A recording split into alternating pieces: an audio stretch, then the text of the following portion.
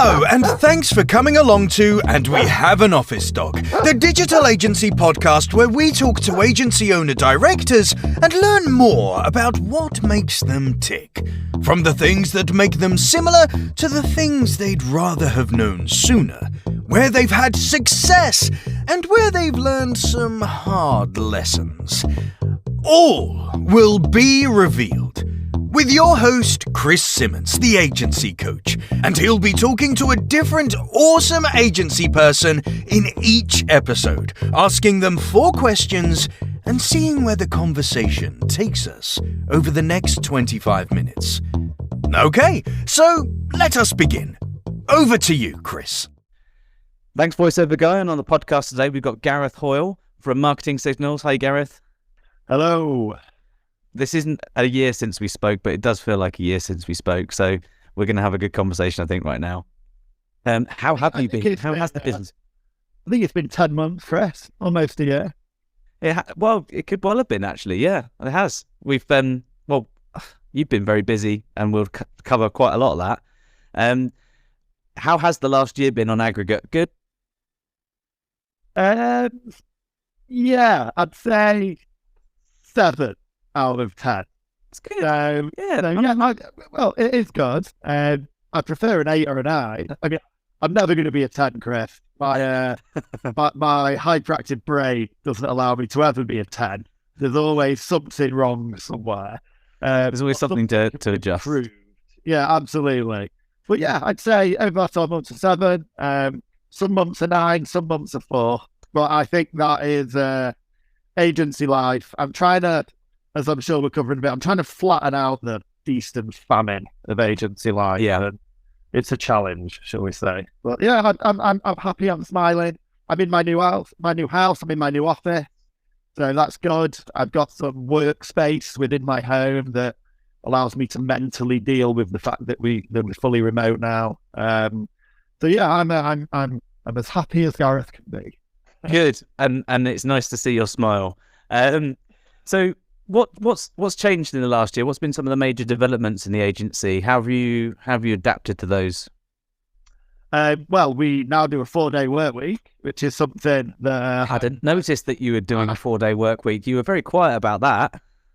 I mean, those 38 million impressions that I got off LinkedIn have certainly. I no longer attract link sellers. I now attract HR people on LinkedIn, which is refreshing, to be honest, because when I accept their connection, they don't instantly sell to me. So it's quite nice, to be honest. I actually get really nice questions about how it's going, how did you implement it, and I've tried to avoid answering them on a one-by-one basis by looking for PR coverage of my 4-day week where I could tell people all about it. So yeah, I think the biggest change for us has been 4-day week. So as a quick TLDR for those that don't know what we've been doing with it. So we work 2 weekly shifts, Monday to Thursday, Tuesday to Friday. So twice a month, everyone gets Friday and Monday off, giving them a 4-day clear break from work.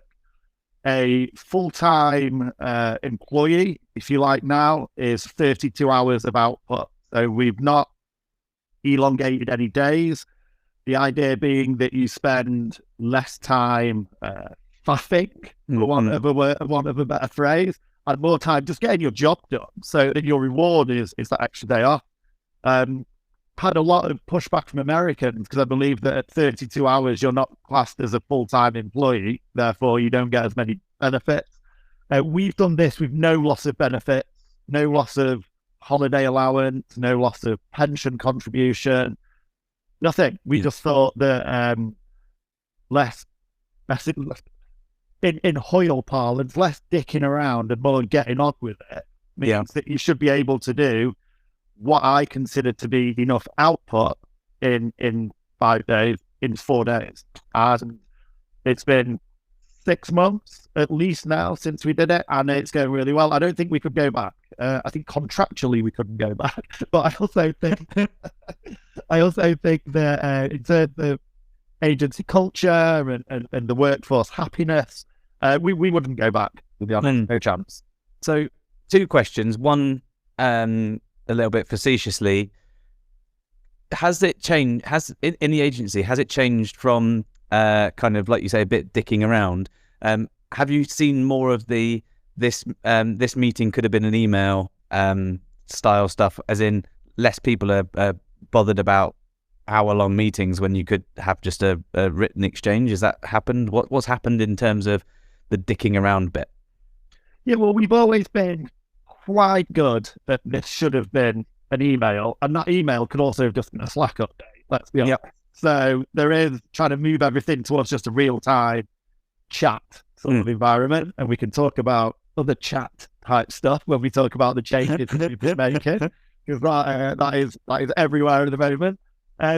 Yeah, so a lot of the time it's just efficiencies. So rather than an hour, book 45 minutes, as we've done today. Like, we don't need an hour, 45 minutes. We've got 5 minutes chatting at the start, a quick 5-minute wrap up. How are you? How's the snowboarding, etc. And then we've got the half an hour in the middle to record this. So I also think the faffing around or dicking about, however we want to phrase it, comes from: are you doing the washing while you're working at home? Are you taking an hour and a half for lunch? And nobody's, although we use time tracking, we use it more to work out profitability of projects rather than tripping the staff up. What my staff choose to do and when they choose to do their work is up to them. So although we are 32 hours of output, so again, output not attendance is something that you'll hear me say quite a lot. I don't really care, within reason, which 32 hours they work, as long as we're covering off client calls, or if the client says, look, I need to speak to you now, then if you're out walking the dog, I suggest you turn around and head back to your laptop. Yeah. Or if you've got a good relationship with the client and you don't mind wind noise, then call them from your phone while you're walking the dog. But that is also quite timely with that poor lady that fell in the river, to be honest. So, I think the takeaway from my 4-day work week is it can be done as long as you have a very measurable task that can be managed. What's been one of the kind of key things you've seen in a negative sense from the 4-day week that you've had to adapt to, that sort of changed it into something of a positive note? So I think this is probably a personal issue rather than anyone else. I always forget who's it. So, like, I'll put people, I wouldn't mind, but we've all got calendars that tell us exactly who's in and when. And I think I'm slowly coming around to the fact of, oh yeah, they're off. So sometimes if something doesn't get done on a Thursday afternoon, it's not going to get done until Tuesday. So you have got to factor that in. Not necessarily with client work, because there's always 2 people that can do every task within the agency. There's a lot more emphasis on a handover on a Thursday evening before you close your laptop till Tuesday. I think the biggest thing that we've learned from it was, so one of the main reasons we did it, other than for mental health, attraction and retention. So you know as well as I do the competition for good employees in this space. Yeah. And it has certainly helped in terms of, we're certainly retaining more of the staff that we want. We're getting more CVs every time that we do a HR push. But what we have noticed is that where people are leading with the 4-day work week, it's that they just want an extra day off. And I don't think they're missing the point of what we're trying to achieve from the 4-day work week, really. So we've had to push back at people, really. If the main reason you want to come and sort of align your career for X amount of time with marketing signals is to get every other Friday off, then I think it might be the wrong fit. Yeah, I think that, and weirdly, I think when I look over the time tracking stuff, I think some people are working more than 32 hours because it's not forced upon them. No one's doing 40, no one's doing 50. We're not nurses. Like people don't mind going the extra mile, I suppose. We had we were working on some new reporting templates at the end of January, and Paul was off on the Monday, but we had a call about them on a Tuesday, and he wanted to get it done. So he did his normal day off tasks, and then he just logged on for an hour, finished it off, logged back off, went and walked the dog. So just having that freedom and flexibility, really. Yeah. He'll get that hour back. Like, we're not trying to take time from people. I think that people, if you get the right person in on a 4-day week, it's the greatest perk you can offer someone, really. Yeah. Time's the one, it's a commodity we're not getting back. So, yeah, no, you're totally right. Totally right. And I think like an awful lot's changed in the last year. And I think attracting employees and retaining them is hugely key in an agency. Absolutely. There's been a lot of change in the last 6+ months in terms of the industry as a whole. I know that you guys at Marketing Signals have kind of taken that with both hands, as I never expected you not to. So what have you seen trends and things like that happen in the last year that you guys are implementing internally now? Well, I think the biggest thing that we have, so in fact, two things. One, to do with our processes, and one to do with the industry in general. Over the past 12 months, we've moved away from, we had a time tracking software, we had a project management software, we had a holiday allowance software, we had a number of bits that just sort of grew organically as the agency grew. So we actually decided to take some time out of paid work, and we've rolled out Teamwork is the software that we chose across all departments. And the efficiencies in terms of selfishly cost savings, but also having to log into less platforms to record a working day has probably saved some of the staff a couple of hours a week. So a couple of hours a week is a day a month. It really is. And it's really easy to miss those things. Not just the financial bit, the P&L bit, that's quarterly repeating, returning thing that you should come back to every single time, because logins increase, people leave, people go, and you end up paying for subscriptions to stuff. But I always used to find that if you make the task of recording something a task in of itself, it ends up being either forgotten or not done properly, or just kind of neglected for too long, and then it's not as powerful. So if you can do what you've done and kind of coalesce things, then that adds a huge amount of opportunity for time. Like you say, 2 hours a week, that's a pretty decent amount of time. And it's wins like this which I think are allowing us to thrive in this 4-day work week.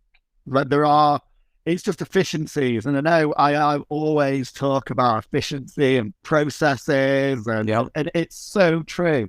For us to achieve, we're 23 at last payroll, with some contractors, so I think it's about 30 salaries that we pay on a monthly basis. The only way we can achieve the output we do with a team of 30 is through efficiency. And as I say, 2 hours a day is a day a month. 2 hours a week is a day a month. That's real time. Like, that's not buying a faster boiling kettle to try and get 5 minutes back. Like, I obsess over RAM.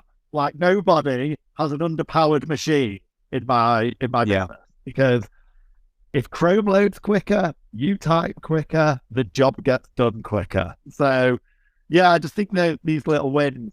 And then the second big change in how we're trying to take advantage of it, I suppose, is around OpenAI and chat, really. It's not something that we're just always going to hang our hat on and rely on, because quite often it's not working, it's overloaded because everyone's using it. But where we've found, so we sell links, we sell blog posts. So if somebody needs to write 500 to 750 words about the best X in something, or reasons why you should do something. And we used to target our writers with an article an hour. So 8 per day, 32 a week, nice and easy. Whereas what we found by using OpenAI's chat UX by asking it the right questions. We're starting to get some really good article overviews spat back to us. And so we've still got Western writers doing the actual writing, but it could be if you need to define the H2s that you're going to use to break up that 750 words, we found that we're actually starting to output between 10 and 12 articles a day. So again, at 12, that's 50% uplift in output. Yeah, that's it. Now, yeah, but it doesn't work for everything. Like we have a client that sells garden equipment and hedges, and dead easy. We've also got a client that's a platform for businesses to resell their carbon credits. It works so well for that. Tiny bit too niche, maybe. A little bit too skilled, I suppose. Like you actually need to understand carbon credits and how they interact with the client's platform, and it just requires a little bit more in-depth knowledge, I suppose. Whereas the gardening client, or we have a client that sells clothes in America. Very easy to use. But again, all I'm looking for is the outline of the article. I don't want it to write it for me because I've had a look at AI detecting software, and I've done a fair bit of research into it, and I don't want to be the same as every other article on the internet. And I know we can get variations, and I've seen people that take one AI article, put it into a different AI tool, and get it rewritten and put it back. Like, wow, I feel like I'm going back to spinning articles for a living. Yeah, it does feel a lot like that. I'm getting echoes of 2010, 2011, with quite a lot of the at scale version of some of this stuff. But like you say, with efficiency being quite important to you, but also any real business should really give a damn about it. Using it to increase efficiency output by 50%. Is incredible, and the outlines of a good article are the bedrock of creating a good article, and if that can help that person save some time, then that's pretty damn good. Yeah, and hopefully it mixes it up a bit for them as well, because having to produce not every piece of content that we produce is 8 times per day, but just a certain type of content we can do 8 times per day. But yeah, absolutely. And it's just, again, personal development for the writers. That is, if you think that the career progression for a copywriter is to become a copy editor, and then maybe a head of team, well, effectively, it's almost like a little mini training session to see who our next copy editor is, because those that embrace what the technology is offering are the ones that are going to rise to the top. Yeah. So it's interesting to watch, shall we say? Yeah.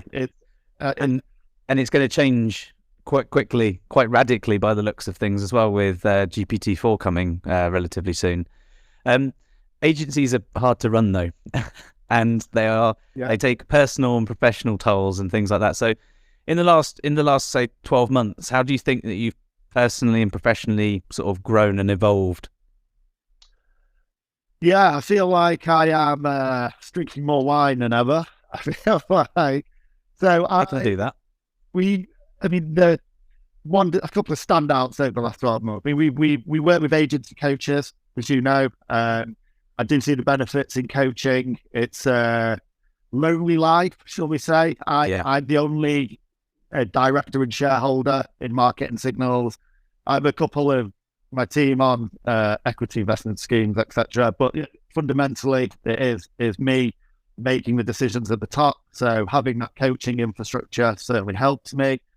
I made a HR error. I took on a head of PR and content that didn't work out. The knock-on effect of that was a couple of people left because they didn't agree with his leadership. We lost not ashamed to say it, we lost a 600 grand a year client off the back of that. So explain wine. Yeah, also just hard. This guy came with a good reputation. There's no reason why it shouldn't have worked. We let him build his own team, and the output wasn't there. which again, It's never always. our prison. You can't get it right every time, and it doesn't matter. This one was a bad mistake. But again, it's my fault because I trusted that he was getting on with it, and like I say, we let him build his team, and we trusted that he was bringing the right people in.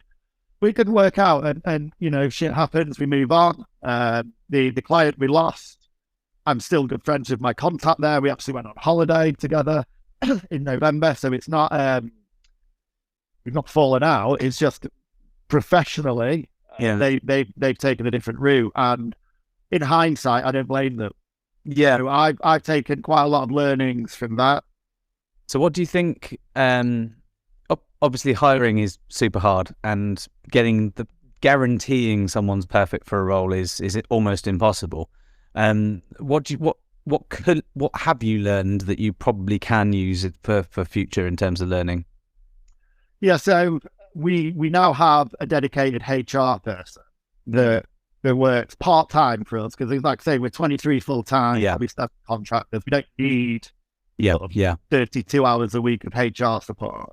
But just somebody to coordinate stuff like with this leadership hire, and again, all on my backness, I kind of circumvented the HR process because I thought he had a good reputation, and we asked for a task to be completed, which was refused on the basis that I shouldn't need to do this. And again, I was like, okay, let's go with it. And in hindsight, that should be seen as a massive red flag now. So once again, the team have decided I'm not allowed to deal with HR. And very good of your team to notice that. Hey, I know my flaws and I know my strengths. So it is I think self-awareness is a huge win when you're running an agency. As soon as you start to realise, here's where I'm good, here's where I'm bad, here's where I'm excellent, and here's the places where I need to ask for help. And if you can hire that help, that's great, obviously. But otherwise, that's where coaches and mentors can come in the interim as well. So tell us, if you can, what's your kind of core focus for the agency in the next year? And do you have a plan to get there? I've always got a plan, Chris. You know that. So yeah, we obviously over the last 24 months, we've tried to up our client level more towards sort of enterprise, corporate, rather than SME. The downside to that is corporate budgets are disappearing quickly at the moment. And we obviously a lot of layoffs in the US. So we got half of our work in the US. A lot of layoffs in the US, including some of our contacts. Yeah. In certain cases, the whole team has gone. And very different labour laws in the US. I'm not sure we'd be allowed to just make people disappear overnight, not without payoffs. Yeah. So, and then we had a big client in US real estate. So obviously, as the interest rates went up and the mortgages went down, they kind of imploded. We've had change of personnel at some clients where we've lost gigs because our faces didn't fit anymore. Yeah. So 2 big things that we're going to focus on this year. Number one, I was out in Thailand in November with the affiliate marketing crew. I've spent €50,000 on domain names this year so far with a view to build out our own site. So we've always had a few sites in the background so that we can test strategies and test links and sites and see if they move. But I'm going to just kind of double down on my investments into affiliate type stuff. And we got a suite of tools that we've been developing over the last couple of years on marketsignals.com/tools. They are nice plug. Made HTTPS. And then if the transcription can just add a HRAP, that's perfect. So these are brilliant we use them for our internal reporting, we use them for our internal workflows. So we know that they're useful to SEOs and link builders. What we are not amazing at is front-end UX type stuff. So we've just taken on a UX designer that worked on an amazing app you may have heard of called Neverspoon. So yeah. yeah. So we've been speaking to our friends at Everspoons and who they're using for that and their UX stuff.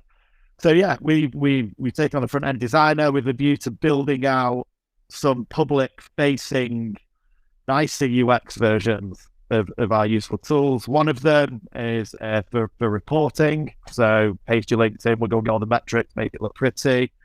Another one, Tinder for links, where you can say yes or no to whether you want to work with a site or not. We just got some nice little tools that are really, again, efficiency at the heart of everything that we do. I think we're ready to roll them out to the industry now. So, and what you'll notice with both of these two ideas that I want to do for 2023, it's trying to remove the reliance on client work. So we're always going to be client facing. We're always going to be a client agency doing link building, website content, and technical SEO for other agencies and brands direct. But what I've decided to do is where we've lost some revenue in terms of client cutbacks or projects getting pushed to Q. But my biggest pain in January was projects being pushed to Q2 because nobody wants to spend at the moment. Yeah. So I didn't want to make any layoffs myself, or I everybody in my team is amazing, and I don't want to lose anyone. So by producing our own content and producing our own digital assets, that's keeping everyone busy, but also it should be less risky in that, well, I'm the client. So yeah. I'm not going to cancel. This is what I believe is a good route to future wealth for So it's incredibly it makes a lot of sense as a focus for your business, given the efficiencies that you've generated that allow for more time to be spent on other things. But it is kind of like build your own digital assets, and you are kind of mitigating other risks along the way, while still being able to use those assets for your own clients, which makes them even better because they're being tested in the real world before they go in your real world, as it were, before they go out to potential partners to buy from. It's case studies as well. Like, well, how do you know this strategy is going to work? Well, have a look at this domain. Go look at the link profile. Have a look in SEMrush at the visibility. And we've always practiced what we preach. And that's got us in trouble at times, and that's also given us many benefits over the years. So certainly do. I think we're just going back to what we do best, which is SEO inside to make money, but more for ourselves rather than clients. So that's awesome. Well, let's see where we are in season 3. Yeah, best of luck, and we'll speak in season 3. Thanks for coming on, Gareth. It's been great to talk to you again. Hopefully we'll spend a little bit more time together this year than we did last year. But there is a good few hundred miles between us. On the next podcast, we'll be having another agency leader who we've already spoken to find out what went well, what went wrong. Probably similar story in ChatGPT, because that seems to be a theme. And we'll look forward to listening with you along the way.